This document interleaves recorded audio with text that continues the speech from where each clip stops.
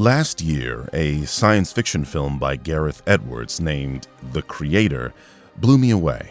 The themes surrounding AI, a child savior, and a man trying to reunite with his lost lover are not exactly new to the genre, but the film's mix of all these elements combined to formulate a refreshing and original take. In my review, I noted that the film wasn't doing well at the box office, despite pretty good reviews from critics and the audience alike. I wish you guys would support films like this. A lot of you have told me on Twitter and otherwise that you have problems with the MCU, you have problems with like superhero movies taking over. This is one of those movies that's not that. It's an original IP. It's an original film. Why is this movie not doing numbers at the box office? But you complain and say, hey, all these remakes and reboots and blockbusters and superhero movies, but then the original movies get made and nobody goes to see them.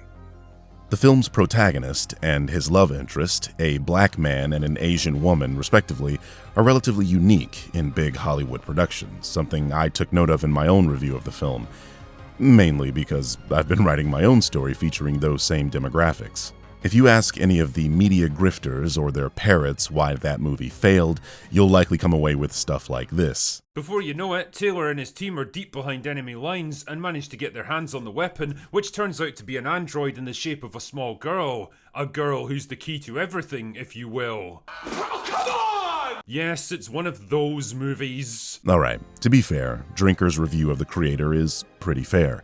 He gets some things wrong, like equating the themes of this film to being a copy of Edwards' previous film, Rogue One.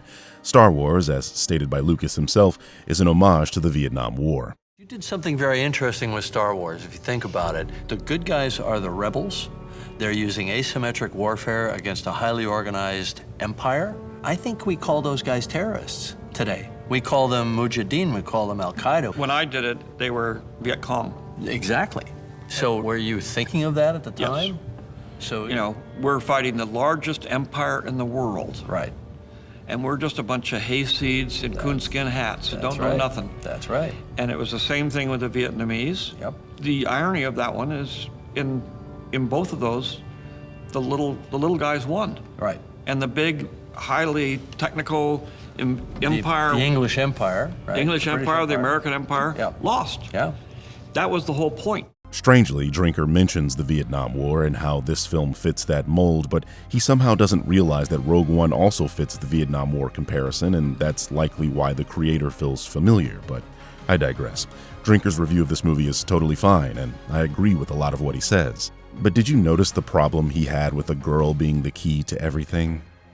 This is the problem, and how he and others like him teach people to view media. They will couch anti-woke talking points into otherwise reasonable discourse, which allows the pill to go down easier. When complaints about demographics are repeated over and over, the illusory truth effect takes over, and this attitude proliferates and spreads like a virus. Look at what people who definitely consume this type of media analysis thought of The Creator. You might think I've been unfair to the critical drinker recently. I want you to keep that in mind when you look at these comments made by people who have the benefit of sharing their real opinions because they can hide behind their anonymity. Look at just how uncanny some of these posts are to Drinker's own oft-repeated words. Similar to Drinker's position on the people the Riddler killed in The Batman, this person thinks every white person in the movie is a villain. But that's just not true, as the protagonist's friend is white, and he literally dies trying to help him. One of the film's recurring antagonists is an Indian. But it gets worse. On that same page, you see people expressing sentiments such as wishing for 100% white casts and no minority groups, and that the film is woke exclusively because the main actor is black. This is the legacy of people like The Critical Drinker, Nerdrotic, and Geeks and Gamers, because these people are looking to be offended and looking for the idea that all the white characters are evil. This is the exact sentiment Will Jordan teaches people to look for in his videos, and that's why his comments on the girl being the key to everything stands out. So when these media grifters express ideas like go woke, go broke, you can bet these ideas will take root and become a part of the psyche of these parrots. So today, let's examine the veracity of go woke, go broke.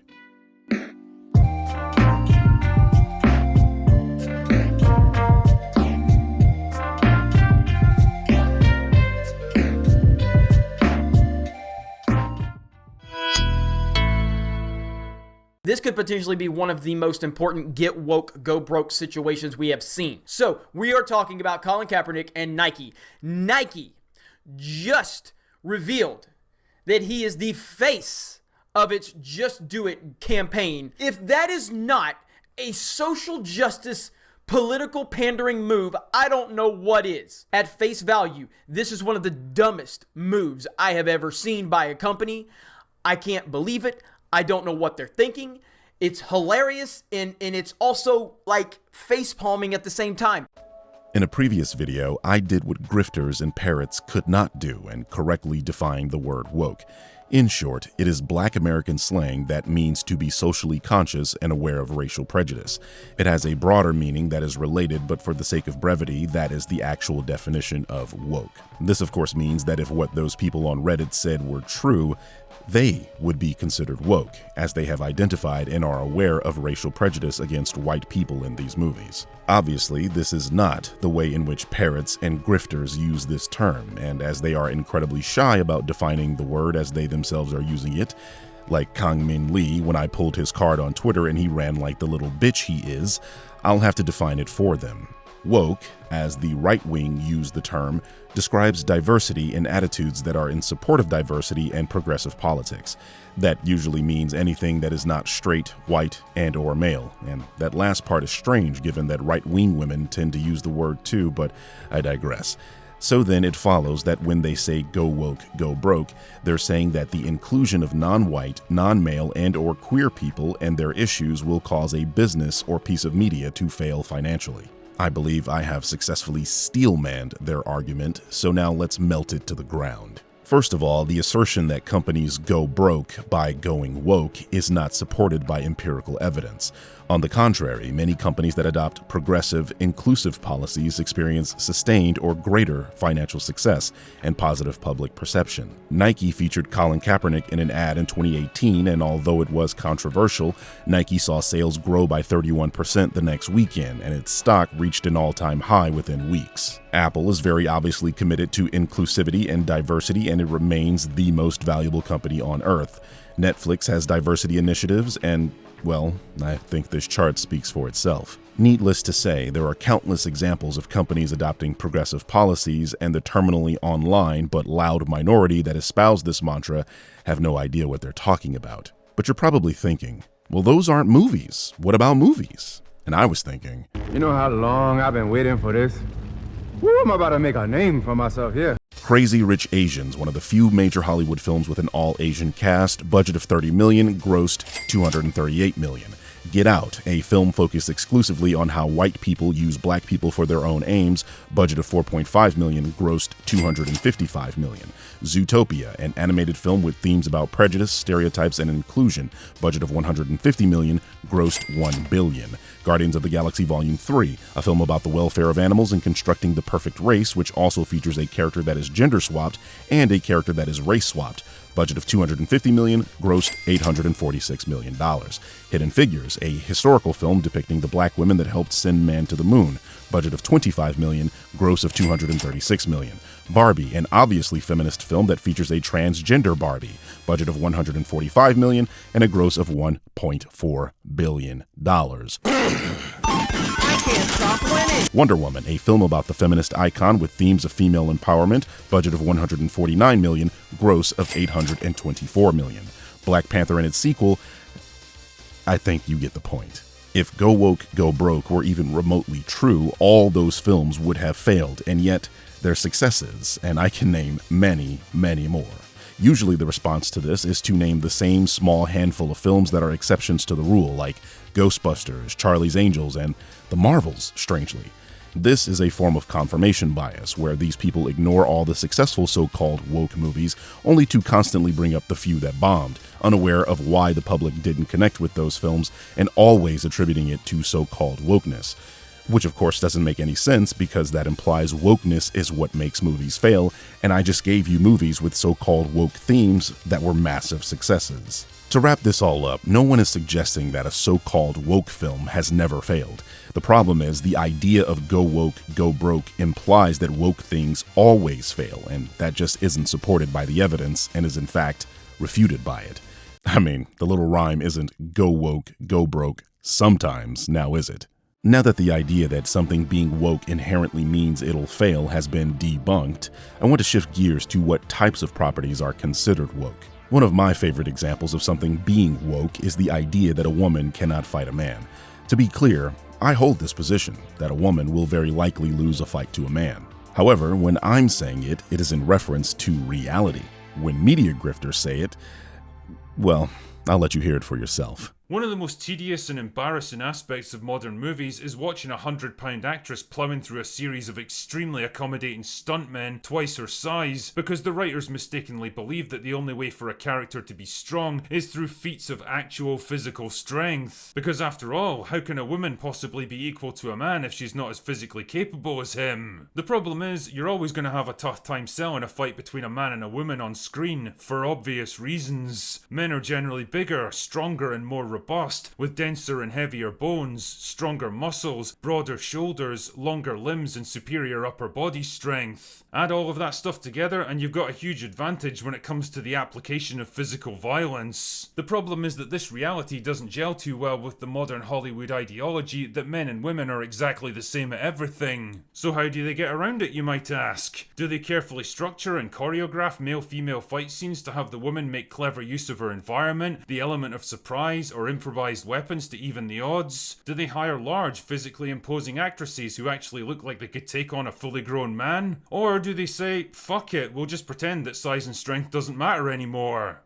I think you know the answer already. The point I'm making here is that all of these attempts to push female characters as the physical equals of men comes across more like envious wish fulfillment or spiteful revenge fantasies rather than believable character traits that fit naturally into a well-rounded story. More often than not, it's the writers pushing their own desires and personal ideology into the script rather than trying to tell a compelling story that resonates with audiences. Now, none of this is to say that it's impossible for a woman to beat a man in a fight. Of course it is. The differences between them aren't that huge, but it has to be carefully thought out and implemented to make it look believable on screen. Sarah Connor was an awesome kick-ass fighter in Terminator 2, but the film never tries to pretend that she's bigger or stronger than the men around her. Instead, she uses weapons, the environment, surprise ambushes, threats and hostage taking to even the odds. And it works. You believe that she could actually accomplish the things she does, and the natural result is that you buy into her character more. On its face, that take seems quite reasonable,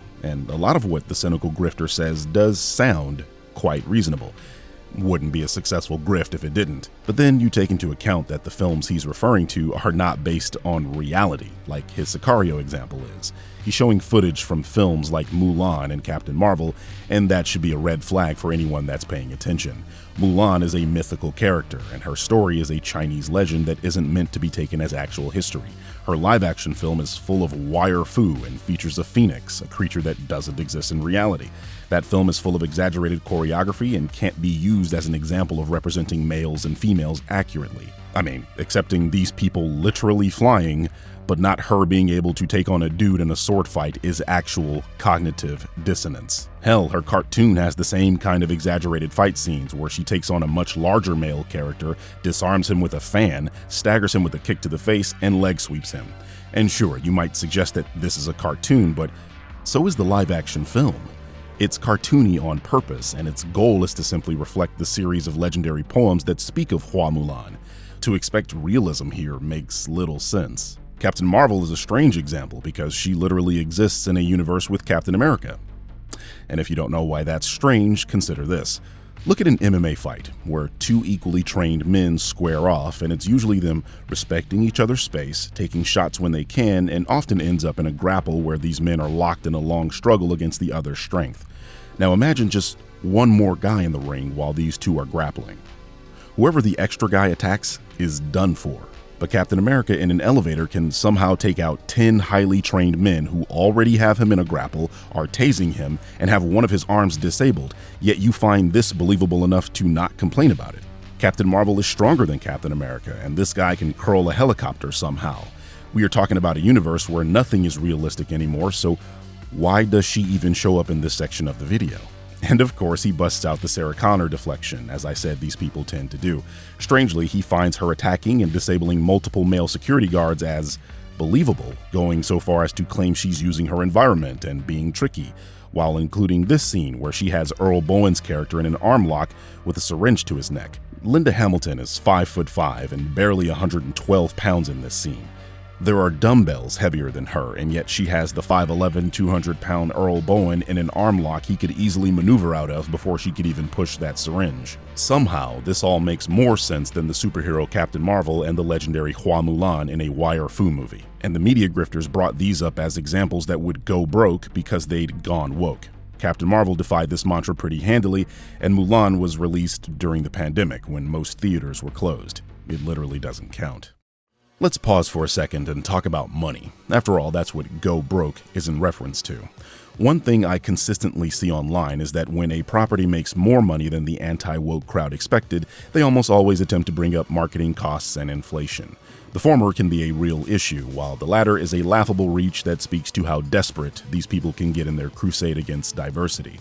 I mean, inflation isn't an argument at all because the budget was also affected by inflation, so let's quickly talk about marketing costs for films. Movie studios are spending entirely too much on marketing. We have quickly spoken about marketing costs for films. In all seriousness, a film's marketing has the potential to make or break a film, and arguably has about the same effect as a star director being attached to a film. You hear Nolan, you probably get up and go. You hear M. Night Shyamalan, that trailer better bang. Trailers are what sell movies, and this is why a lot of a film's marketing budget is focused here. When you get to be the size of Disney, that marketing spills over into toys and advertising deals with fast food companies, for example. So, minus a star director or a huge movie star attached, a film's trailer is usually what's going to determine if people show up, and what the folks that say go woke, go broke don't seem to account for is that films with really bad trailers and marketing are the ones that fail at the box office, at almost a 1-to-1 correlation. So, then it stands to reason that films that didn't or couldn't advertise like, say, Barbie could, will very likely not make a lot of money. Hence, something like The Marvels, which couldn't properly be marketed due to the union strike that did not end until after the film released. Films that have compelling marketing strategies speak for themselves.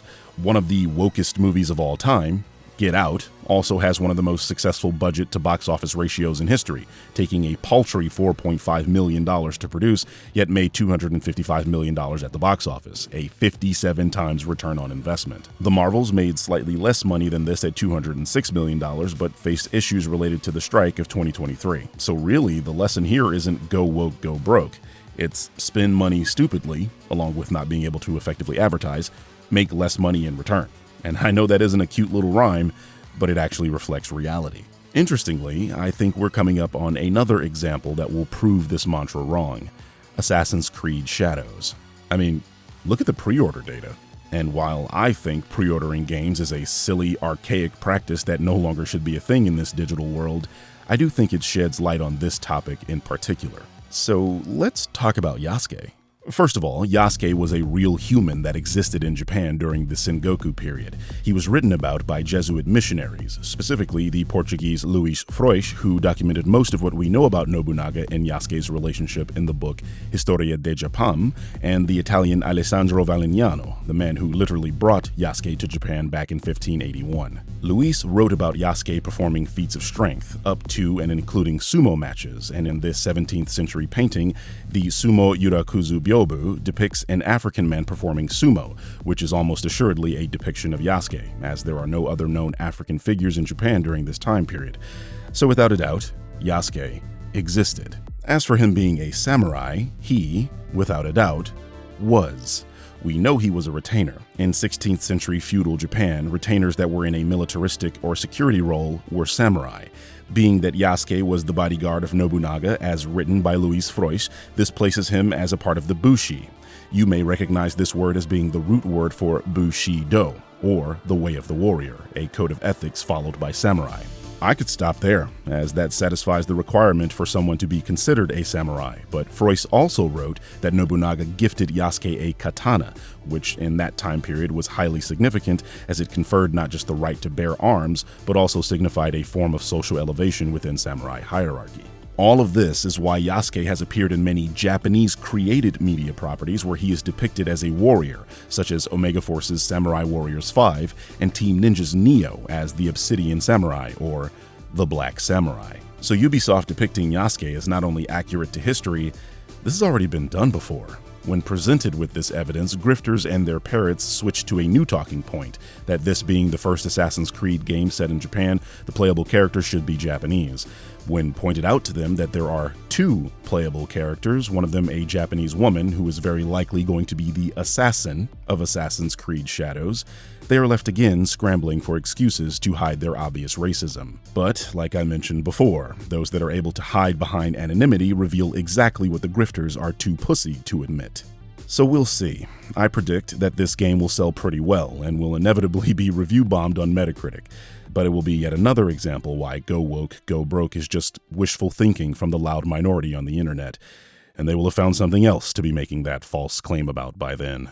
Oh no, a black samurai on the new Assassin's Creed? Japanese here, sit your white ass down. So I was scrolling on Instagram and saw this post. I went to the comment field and there were a lot of white men saying that this is cultural appropriation. And me, as a Japanese, thought, but Yasuke actually existed. So to make sure my fellow Japanese people are on the same side with me, I went to X and looked it up in Japanese. And yes, they were on my side, saying that Yasuke actually existed and it's funny that foreigners don't like it.